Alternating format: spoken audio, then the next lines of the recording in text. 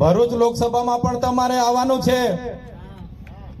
મારું જ્યારથી નામ પડ્યું છે ભરૂચ લોકસભામાં ભાજપ વાળા ચકડોળે ચડી ગયા છે, કોને મૂકીએ કોને મૂકીએ કોને મૂકીએ।